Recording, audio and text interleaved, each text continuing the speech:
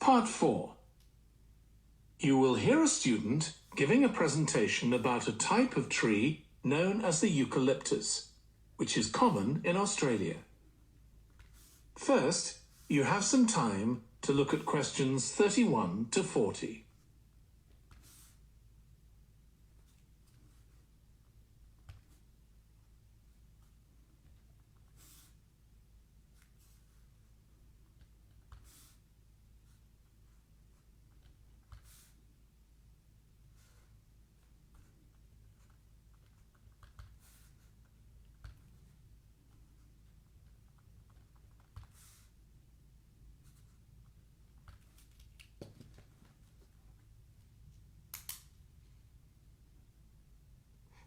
Today, I'm going to talk about the eucalyptus tree. This is a very common tree here in Australia, where it's also sometimes called the gum tree. First, I'm going to talk about why it's important.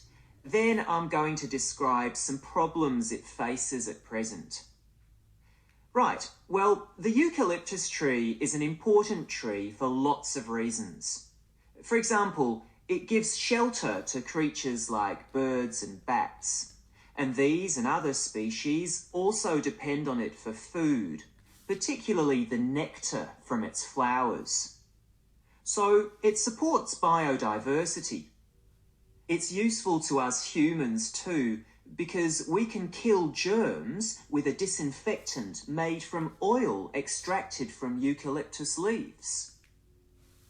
The eucalyptus grows all over Australia, and the trees can live for up to 400 years.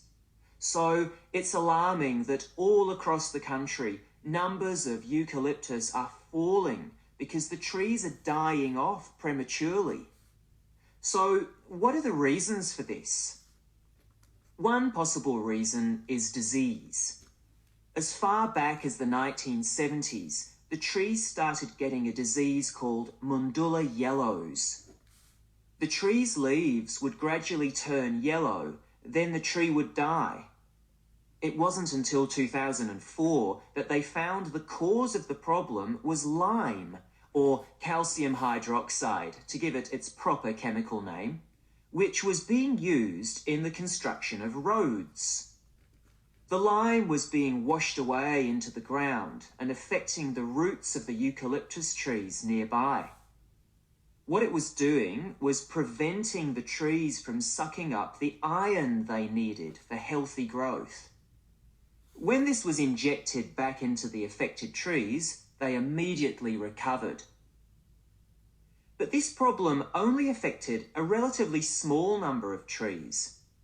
By 2000, huge numbers of eucalyptus were dying along Australia's east coast of a disease known as bell miner-associated dieback. The bell miner is a bird, and the disease seems to be common where there are high populations of bell miners. Again, it's the leaves of the trees that are affected.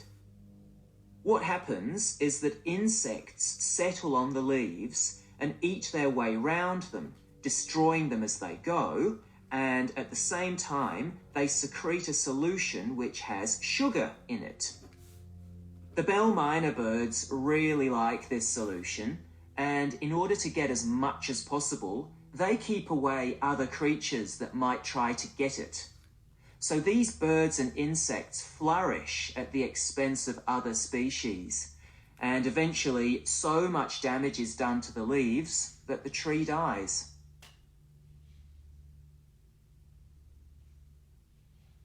But experts say that trees can start looking sick before any sign of bell miner-associated dieback. So it looks as if the problem might have another explanation.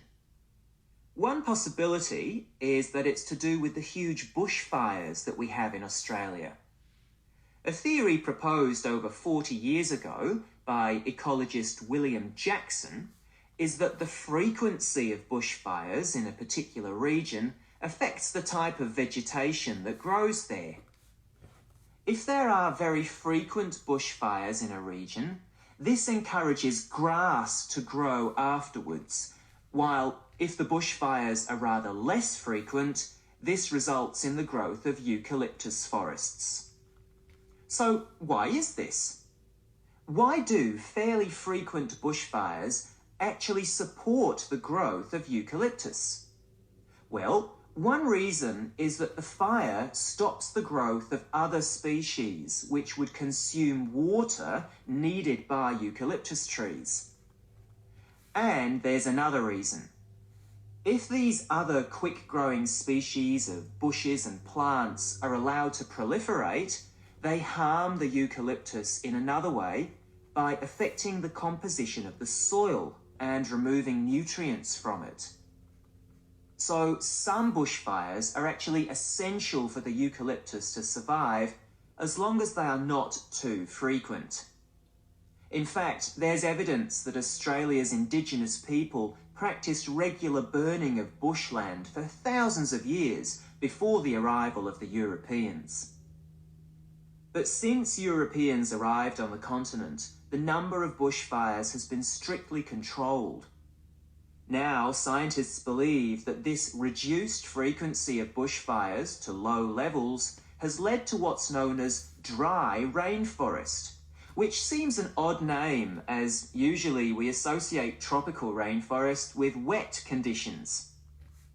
And what's special about this type of rainforest? Well, unlike tropical rainforest, which is a rich ecosystem, this type of ecosystem is usually a simple one. It has very thick, dense vegetation, but not much variety of species. The vegetation provides lots of shade, so one species that does find it ideal is the bell myna bird, which builds its nests in the undergrowth there. But again, that's not helpful for the eucalyptus tree.